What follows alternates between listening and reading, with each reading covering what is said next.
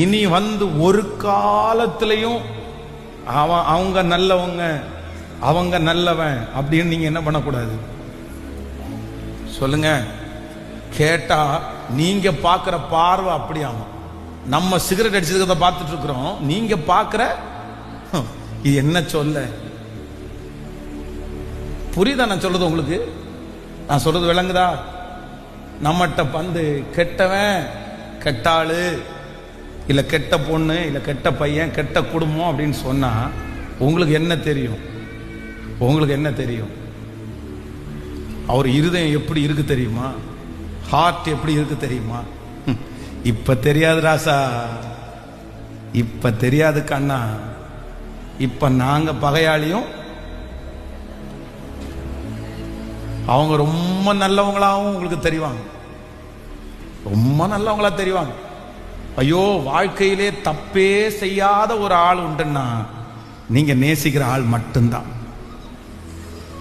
நீங்க விரும்புற ஆள் மட்டும்தான். ஒரு தப்புமே இந்த பூனையும் ஆமா, இந்த பூனை இதெல்லாம் ஒரு தப்பும் அவர்கிட்ட ஒன்னும் நான் கண்டுபிடிக்கவில்லையே. இயேசுநாதருக்கு பக்கத்திலேயே அவருக்கு வந்து இடம் கொடுத்துடணும். நீங்க கொடுக்குற சர்டிபிகேட் பார்த்தா அப்படிதான் இருக்குது. என்ன சர்டிபிகேட்? நம்ம என்ன கல்யாணத்துல சர்டிபிகேட் கொடுக்கறது? பொண்ணு கொடுக்கும் பாருங்க சர்டிபிகேட், பையன் கொடுப்பான் பாருங்க சர்டிபிகேட். எத்தனை நாளைக்கு கொடுப்பப்பா? கல்யாணம் வரைக்கும் கொடுப்ப. அதுக்கப்புறம் 6 மாசம் தாண்டி நீ கொடுத்து பாரு, நீ கூட நீ அப்பதான்டா நான் நம்புவேன்.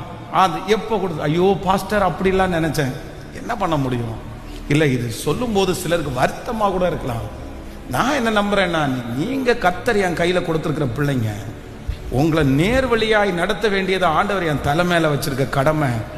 உங்களுக்கு ஸ்ட்ரிக்டா சொன்னாலும் உங்க மேல நான் பாசம் வச்சு நான் என்னுடைய வாழ்க்கையில பாக்குறது தான் நான் சொல்றேன். நீ விழுந்துட கூடாதுன்றதுல உங்க அம்மா அப்பாவுக்கு எவ்வளவு கரிசனையோ அதே கரிசனை ஆண்டவருக்கு இருக்குது, ஆண்டவருடைய ஊழியக்காரனுக்கு இருக்குது.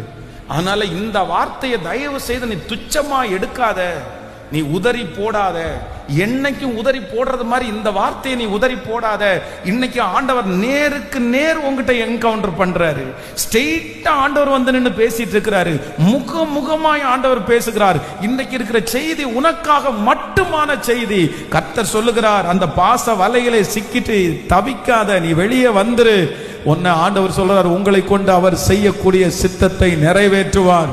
உங்களை பயன்படுத்துறதுக்கு வல்லவராய் இருக்கிறார். ஹல்லேலூயா.